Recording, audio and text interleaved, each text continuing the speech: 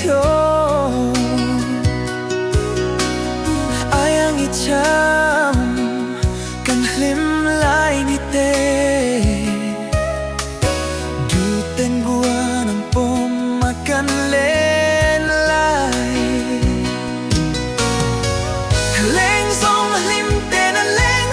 Nuôi heo tròn ban na gai in Thiên lai na ngay cây cái tan Tra na mai Tun min se lo se la Và na toi cái sinh nun hi Nem tu ngai in har ni chun Ka mang ching Min nem tu mo Lên la gạt kianga Kachang min don pui la Nang ngay vam ka haluai ki pui nu ren hi O min don pui tu Mangai in i changa Nem ten in joy lela Kaladal tu sel tu leng Zom sirah noling Olo let lela Nang nai ketrah lai reng O bang nei a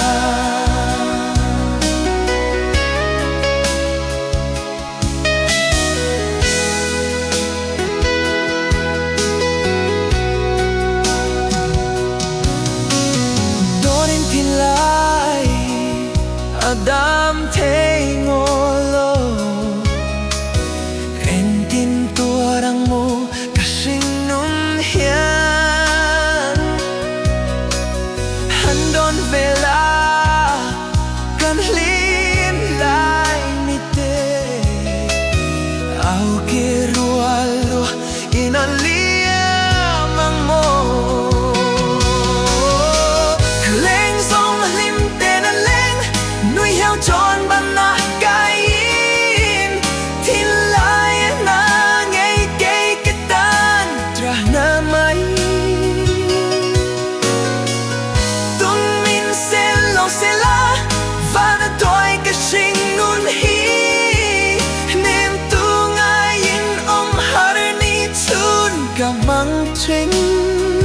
Min nem tu mo Lên la gạt kianga Kachang min don pui la Nang ngay vam ka haluai ki pui nu ren hi O min don pui tu Mangai in i changa Nem ten in joy le